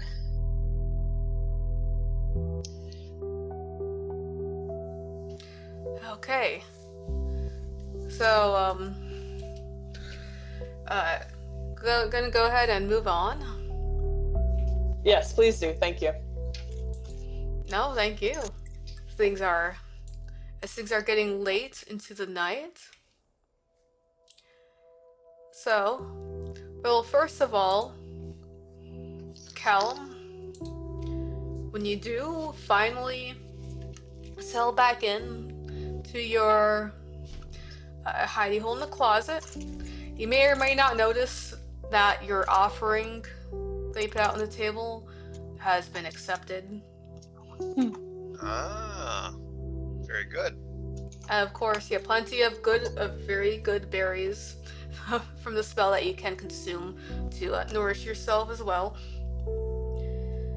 Callum will do so, and then he's just gonna like tuck himself away in a corner of the room, like sit on the floor, draw his knees up to his chest, and just like try to zonk out for a bit. Okay, and that is when you do, in fact, finally slip into your rest for the night. Very good. And as you do so, you are visited once again by that familiar face, aglow in the sky, on the moon. You cannot tell if he is laughing or weeping. But whatever he's doing, he's so much force, it seems to be tears running down that face. Tears that are like dark, dripping shadows. As you are stuck in the dream state, gazing at him, as he gazes upon you, you hear an almighty crack, as if the world were splitting open, and it echoes about you as you startle back awake. In your closet, once again, peace, the peace of the dark, and the quiet of the library. Nothing seems to be amiss. Callum clutches the willow branch to his chest and murmurs a prayer. It's not so much a prayer as almost like a poem or like a saying, asking for wisdom and for protection from the Man of the Moon. Make a general wisdom ability check. All right. It's going to be at a +3. It's a 14 for a 17 total. Okay, 17. With that, as you're clutching the little branch and it's something between a prayer and a recitation of words from an old folk song when you're speaking to the Man in the Moon. Something of an appeasement to his qualities as you're speaking these, and you reach in and you feel that stored force of magic from the spirits that reside in the willow branch. They tingle and run through your hands, and you see some more parts of it begin to sprout silvery green leaves. And there is a strange cold warmth inside of your chest, somewhat similar to what you feel when you're taking on the shape, change the mantle of a different creature. You feel a certainty of something terrible approaching you, darker than a moonless sky. Certainty that you have been granted the power to face it. You could escape at least yourself. As to who else you can usher to safety, that remains to be known. And Edward, well, your sleep, once again, is not peaceful. No surprise, no. As you wait, lying in your small cot, in your now fairly empty cell, hearing the somewhat laborious snores of Lester Locks from across the room, it's comforting, and eventually sleep does take you.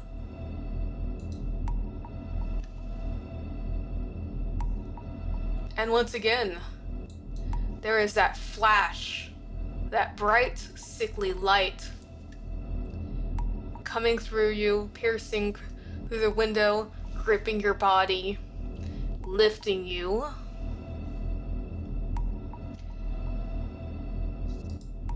So we come again, confronting your paralyzed body. Oh God, these people. All right. So you open your eyes, and you see the three dark, long figures watching you back.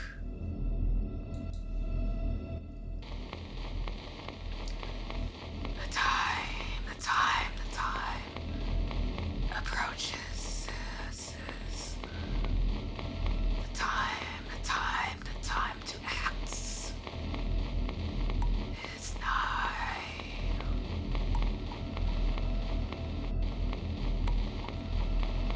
This one does not remember. This one needs help.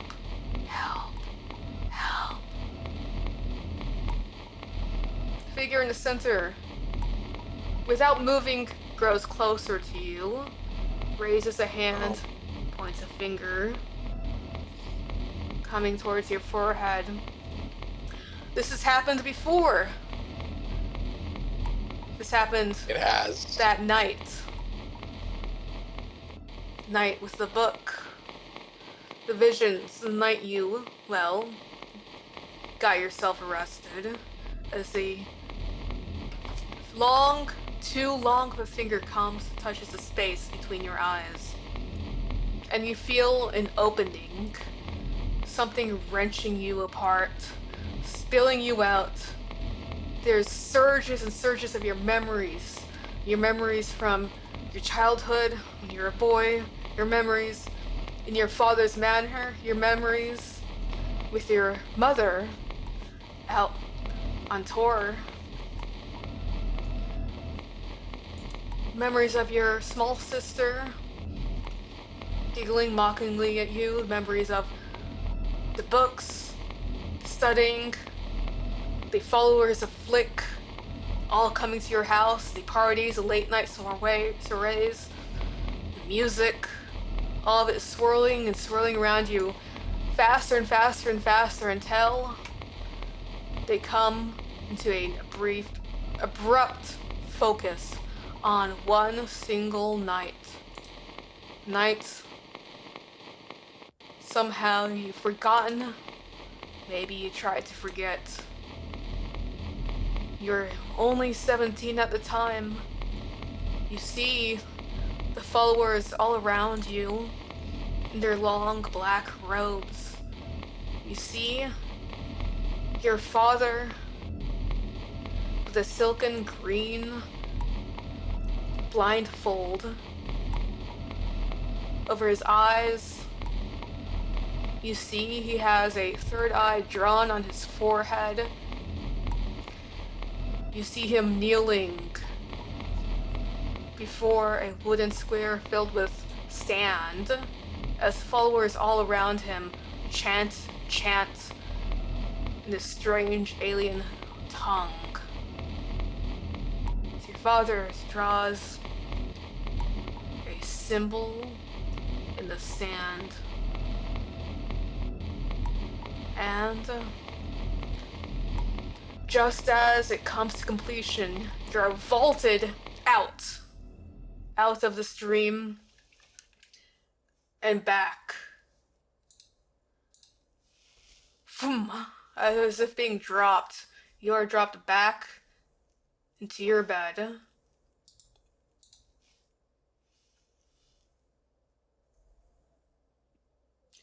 Alone in your cell.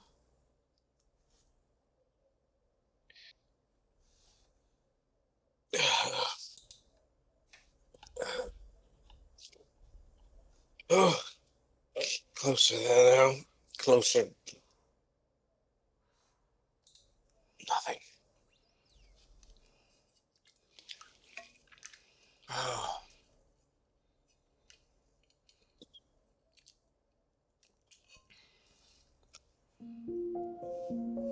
Oh. Edward will check himself. See if anything's changed outwardly and beyond that, inwardly.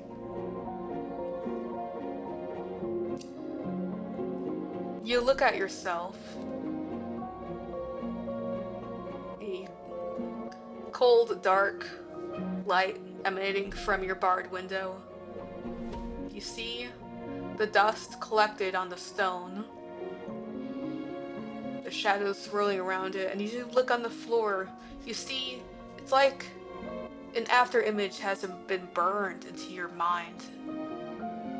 The after image of the symbol that your father drew with his finger in the sand. And this is the symbol. Okay. Interesting. Okay. Those don't make a whole lot of sense to me, but something's happening. But I know we are running short on time.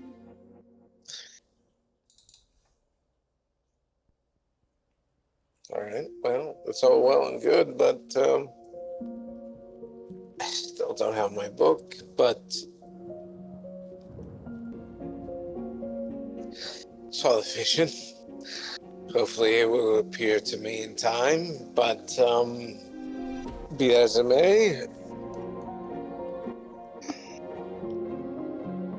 we can make this work. Alright, what do you do? If anything. Well, if anything, all right. Okay. I'm here in my cell, and I already know. I'm going to extend my mind first because I know that today's the day. I presume today's the day. I'm going to extend my mind beyond the bars. I'm going to extend my mind, and I have talked with him before in this capacity. Lester Locks. What do you say? Lester, today is the day. When we're brought down there, I want you to stay close to your mate. Because today's the day that we become free men.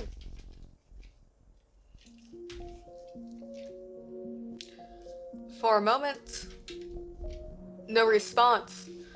Although, as soon as you entered his mind, the snoring ceased. You wait. And you hear in your mind, what?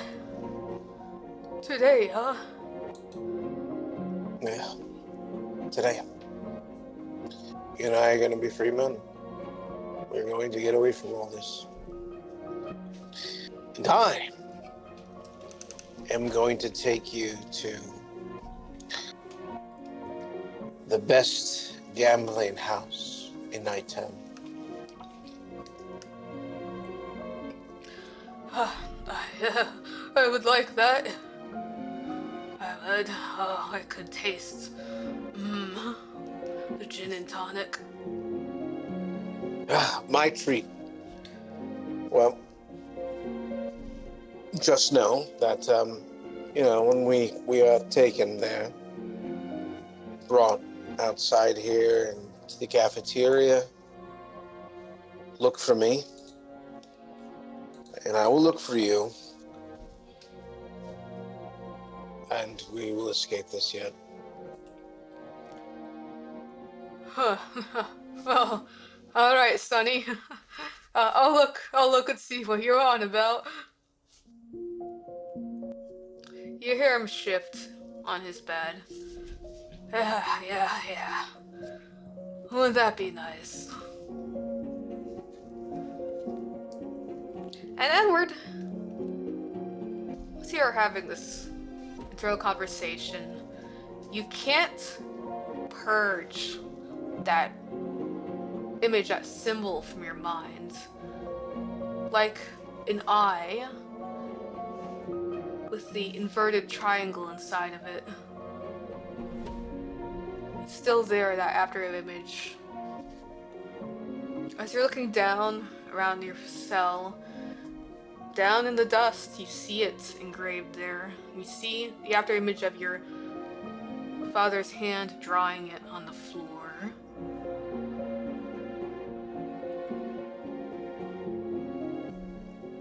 On the floor of the cell?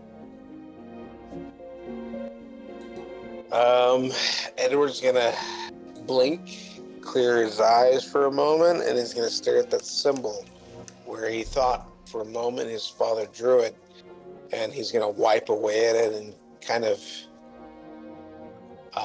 see if anything reveals itself as he wipes it away. As you reach down, the symbol disappears. Your hand twitches. Okay. Alright. My hand twitches as it goes towards the symbol where it was on the ground. Wipe it away. No other twinge, no other response.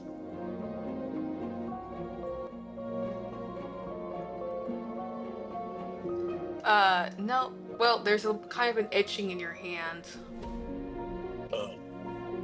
Okay. Edward just stared at his hand.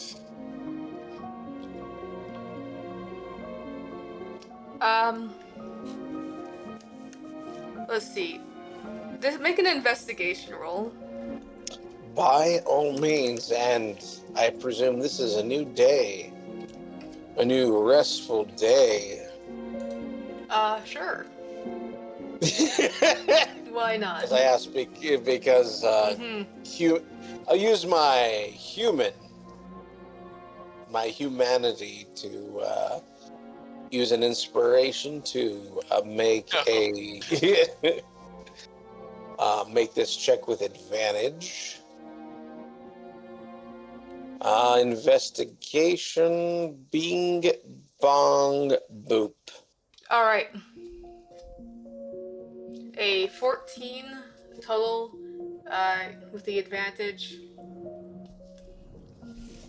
You ponder this symbol, and it's not easy. There's this almost this lurch as you attempt to recall where and how you first saw it. You almost feel a little bit of bile rise up in your throat as you think about this symbol. But once again, you summon the memory back up of your father knelt down blindfolded as he chants and runs his finger through the sand during this ritual and bit by bit creates the symbol. Then when you open your eyes and focus again, you see the cell floor. You realize the environment where the dust on your cell is very similar to that stand used in that ritual. You've in the past you've run your finger through this and you can make words in it. It never gets cleaned. You can make pictures, whatever you like. If you so choose to do so, of course.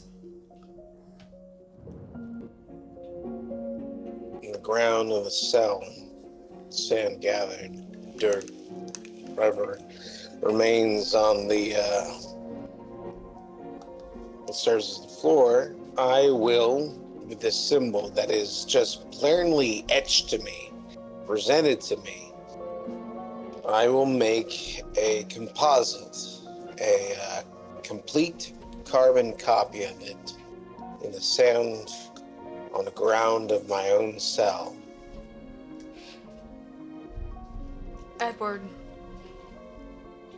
at first it feels a little bit silly as you start to carve out this symbol.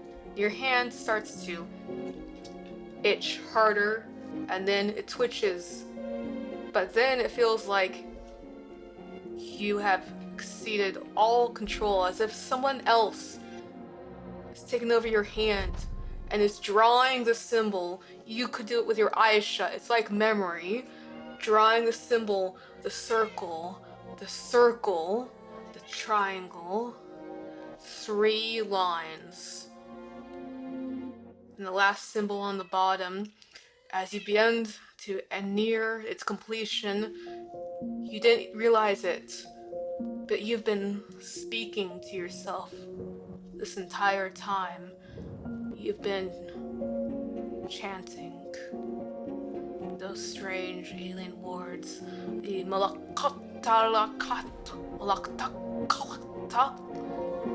to yourself, speaking. When you look again, as you draw that final line, you pull back. The dust starts to shake. Shadows, like long lines, draw out from the corners of your cell, and they fill the indents, and they form it. You feel a vibration. The symbol flashes with a sickly green light for just a second before receding, and out of the rumbling ground and the shadows, it rises. The Book of Flick. True magic. That which was taken from you returned.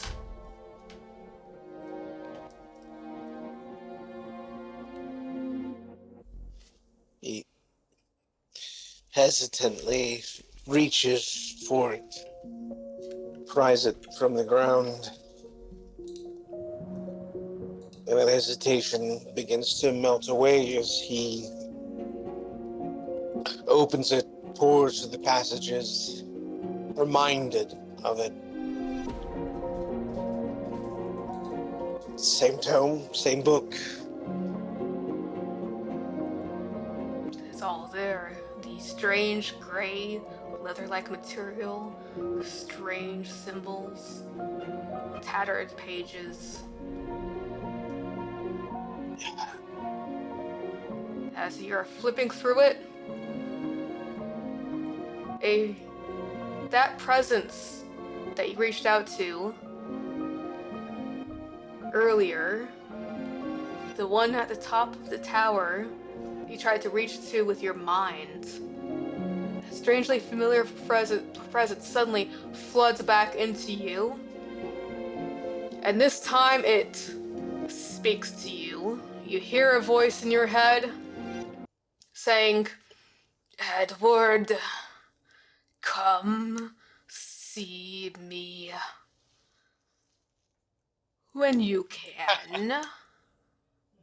You know this voice, Edward. It's your father's voice. And that's where we're going to end tonight's session. Oh. Shit. Yep.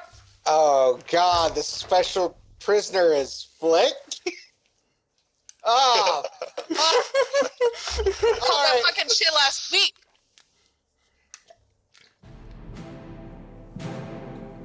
And that concludes this session of Arkenmore. Tune in next week as we near the end of the Morgato arc. Thank you all for listening.